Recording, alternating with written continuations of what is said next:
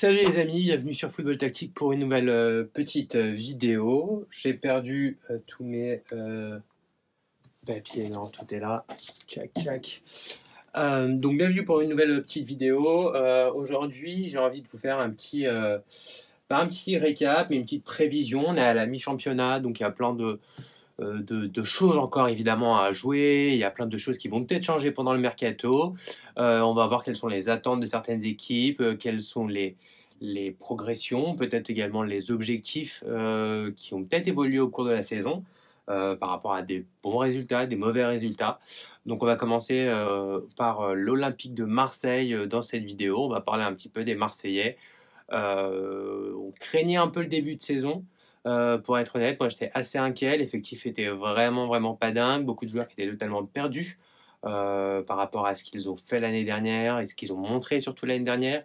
Un état psychologique surtout très faible parce que la fin de saison avec Rudi Garcia était vraiment compliqué, mais ça vous le savez déjà bien évidemment. Et l'arrivée d'André Villas-Boas a apporté finalement un nouveau souffle à cette équipe-là. Il a réussi à récupérer des joueurs. À ma vie, évidemment, sur le côté gauche de la défense. Il a replacé Camara devant le coin numéro 6, devant les deux défenseurs. Alvaro s'est très bien intégré. Caleta-Char également, qu'on n'attendait pas par rapport à ses prestations de l'année dernière, et finalement qui se révèle un très bon joueur. À droite, ça tombe pas mal entre Sakai, côté droit de la défense, puis parfois c'est Sarr, puis parfois c'est Sarr qui joue un peu plus devant, donc ça tombe pas mal, mais il y a deux joueurs sur le côté droit qui font le taf. On va pas se mentir, c'est pas incroyable. Ensuite, il y a surtout la récupération de Dimitri Payet. Sanson également qui a vu son niveau s'élever. Rongier qui a une super intégration dans cette équipe-là. Et Benedetto en pointe qui s'est révélé un attaquant très utile de par les buts qu'il marque, mais également de par tout ce qu'il ramène dans le jeu. Le jeu sans ballon, les déviations, les très bons dos au but pour dévier pour les autres joueurs, pour les milieux, pour les rentrées des ailiers également. Parfois, c'est Germain également qui joue sur le côté droit. Donc, très utile sur le pressing aussi. Donc, c'est vraiment. Donc, voilà, Marseille a réussi à construire une équipe, un 11 plutôt solide. C'est vrai que même Mandanda, pardon, j'oubliais monsieur Steve Mandanda, au goal, qui après une saison un peu galère, revient à un niveau vraiment intéressant cette année. Et sur le 11 de base que je viens qu'on vient de voir ensemble là, moi j'ai trouvé qu'il y avait quand même un 11 de qualité, un 11 qui permettait à Marseille d'atteindre ses objectifs qui sont la qualification par la Ligue des Champions par les 3 premières places. Vu la situation actuelle, ils sont deuxième. La deuxième place est carrément possible. En plus de ça, Lyon est lâché. Monaco également est un peu plus loin. Donc on peut se dire que la deuxième place est vraiment possible si les Marseillais continuent comme ça. En plus de ça, ils n'ont qu'une compétition à finir. Mais justement, ces bons résultats amènent à d'autres questions auxquelles on va essayer de répondre ensemble. Et j'ai vraiment en commentaire envie d'avoir vos avis, que vous soyez Marseillais ou non. J'ai envie de savoir ce que vous en pensez. Mais ça mène tout de suite à une réflexion un peu future, à se poser la question du et après. C'est-à-dire que si Marseille continue comme ça et réussit sa qualification pour la Ligue des Champions, que ce soit par la deuxième ou par la troisième place, et après. Donc voilà, c'est vraiment la question. Qu'est-ce qu'il faut faire? Que faut-il recruter? Qui faut-il recruter? Faut-il commencer à recruter tout de suite en janvier pour verrouiller un peu cette deuxième place et être sûr de se qualifier, d'avoir une qualification directe vers la Ligue des Champions? Parce que c'est vrai que quand on est troisième, les tours préliminaires, etc., c'est toujours un pari. On peut tomber sur une équipe sur une équipe compliquée. Les joueurs ne peuvent ne pas tout de suite être prêts. Voilà, ça reste des éliminations directes, donc c'est toujours compliqué de s'assurer de la qualification. Donc, faut-il commencer à recruter tout de suite? Donc, si on doit avoir rapidement, tous les postes ne sont pas doublés du côté marseillais. La défense centrale, donc il y a Keita et Alvaro. Camara peut évidemment faire le poste. Mais derrière, c'est tout. Il y a le jeune Perrin, mais que vaut-il vraiment? Est-il une vraie option? Surtout Camara, Mansis, on en a déjà beaucoup parlé.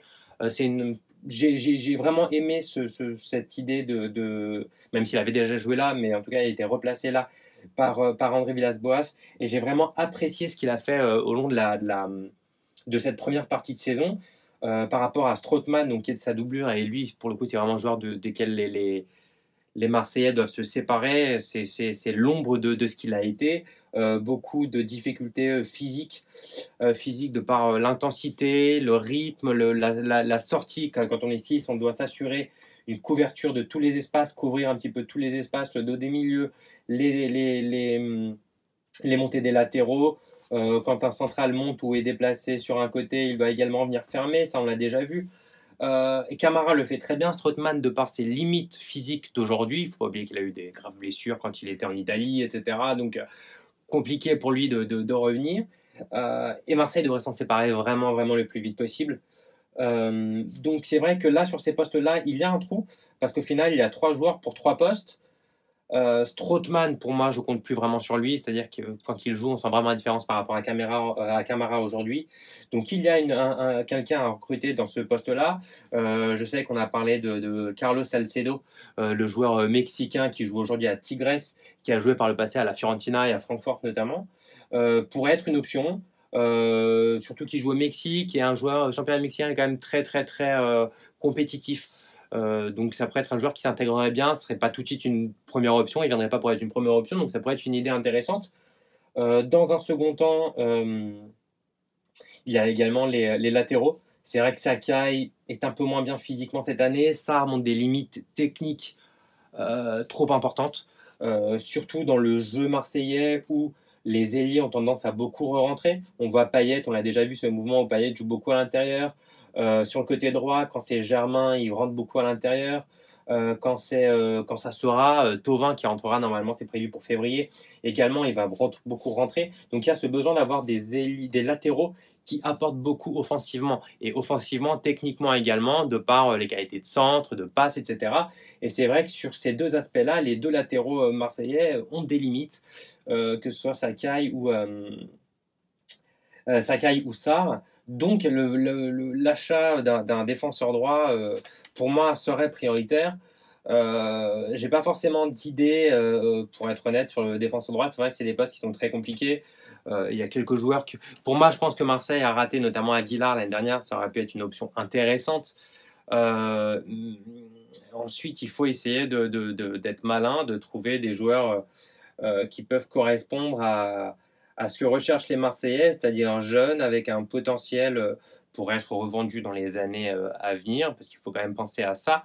Il faut penser à ça, pas parce que Marseille, pour moi, est dans une démarche de trading, un peu comme Lille ou comme l'a été Monaco, mais parce que l'argent a tellement été dilapidé, les 200 millions de McCourt ont tellement été dilapidés dans des salaires, dans des achats, de joueurs vieux, en fin de carrière, comme Luis Gustavo, même si Marseille a récupéré un peu de sous, comme Strootman, on l'a vu, comme Mitroglou, qui étaient des joueurs, comme on dit en NBA, pour le win now, c'est-à-dire pour essayer de gagner tout de suite. Sauf que ça ne s'est pas passé comme prévu parce que certains étaient cramés, c'est-à-dire autre chose. Et donc du coup, il faut essayer de renflouer un peu les caisses. Et donc ça, c'est de penser à des joueurs avec un potentiel qui peuvent apporter tout de suite à l'OM, mais peuvent également rapporter demain de par un transfert. Qui permettra de renflouer les caisses et d'avoir une équipe compétitive. C'est un système comme n'importe quelle équipe, comme Lyon peut le mettre en place également.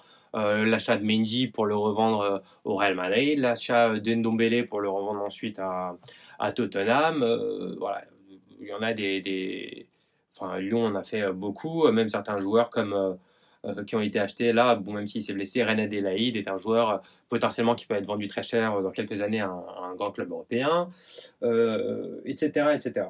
Donc Marseille doit vraiment réfléchir dans ce sens-là, recruter des joueurs pour aujourd'hui être compétitif et faire quelque chose, parce qu'avec cet effectif-là, il y a des lacunes. L'année prochaine, avec des champions, c'est impossible de jouer à ce niveau-là. Donc, ils doivent réfléchir à des joueurs. C'est vrai que des joueurs peut-être made in Ligue 1 qui peuvent permettre d'être compétitifs, d'avoir un groupe en tout cas, d'avoir 20 joueurs qui peuvent jouer sans qu'on sente trop les écarts.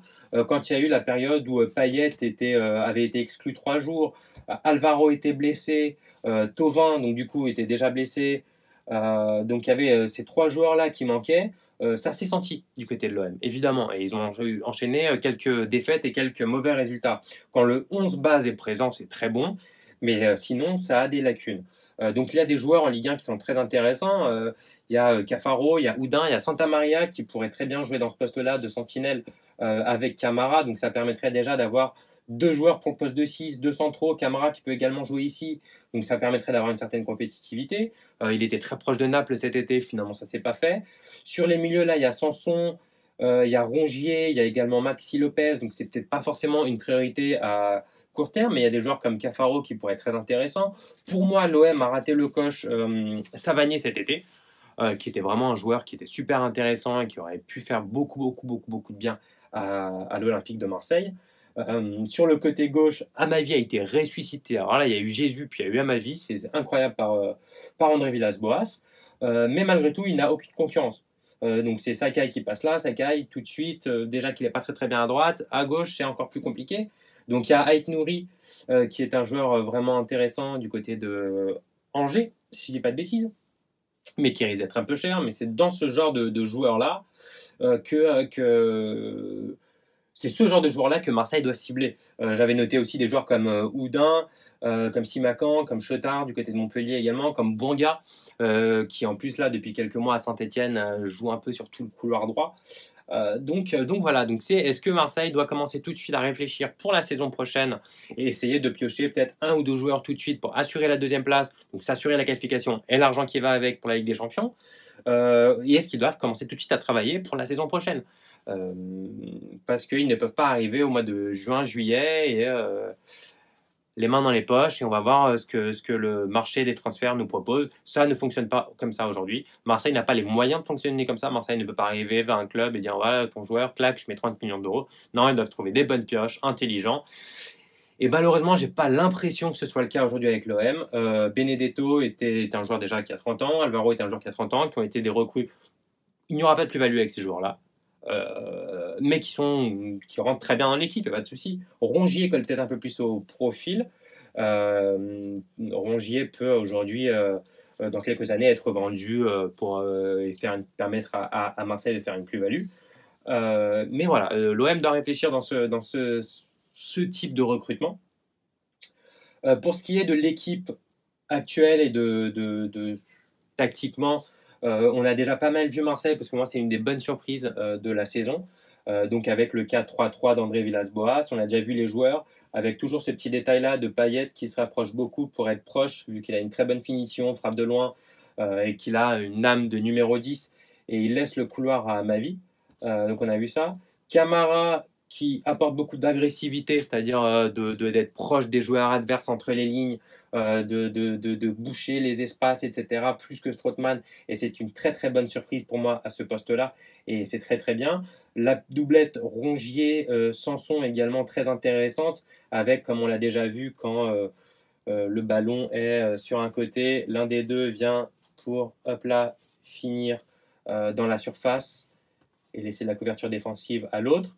Donc quand c'est de l'autre côté, c'est la même chose, hein, ça se décale comme ça et c'est l'autre qui reste comme ça. Donc c'est une équipe qui tactiquement a trouvé son modèle, a trouvé sa philosophie de jeu, a trouvé des principes cohérents, des actions déjà très intelligentes, avec, on l'avait aussi analysé ça, quand un latéral est sur l'extérieur, l'ailier qui demande à l'intérieur, donc qui permet de créer un peu une confusion chez la défense adverse et surtout d'avoir des joueurs entre chaque ligne, le fameux half space comme on dit maintenant, hein.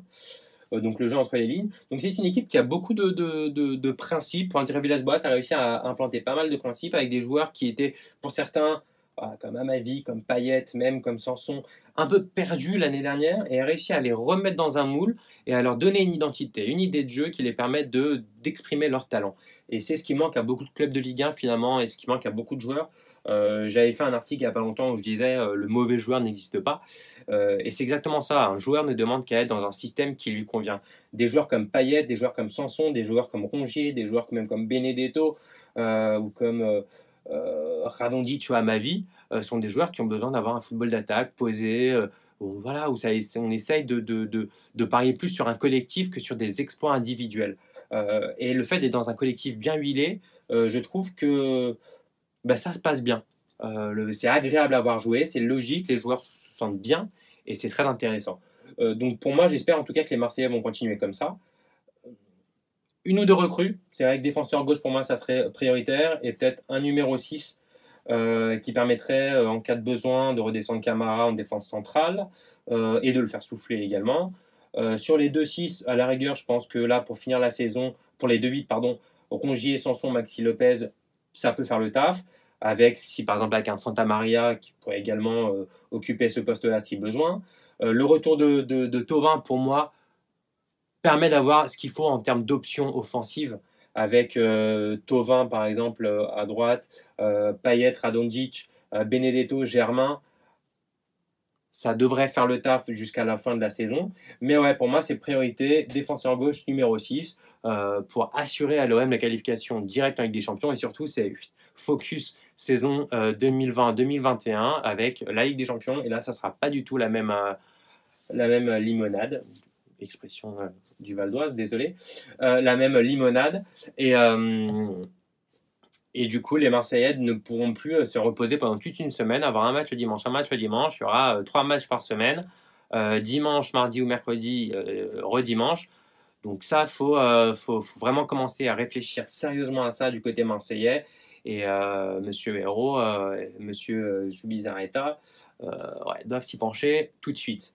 Donc voilà, c'était ça pour la petite analyse marseillaise à la mi-saison, pour un peu voilà, ce qui se passe depuis le début de l'année et ce qu'il y a à venir. On se retrouve très bientôt pour d'autres vidéos. Surtout, commentez, j'ai vraiment envie d'avoir vos avis, peut-être des suggestions de joueurs auxquels j'aurais pas pensé. J'avais fait noter une petite liste. Également Diallo, voilà, de Metz, qui est un joueur qui a marqué déjà une dizaine de buts depuis le début de saison. Mais voilà, si vous avez d'autres noms, d'autres idées, si vous avez un avis peut-être qui diverge du mien, n'hésitez pas à commenter, qu'on en discute, et puis donnez-moi votre avis. Et puis on se retrouve très bientôt pour une prochaine vidéo, une prochaine analyse. On va essayer de se faire quelques clubs de Ligue 1 comme ça d'ici la fin du mercato. À très bientôt les amis.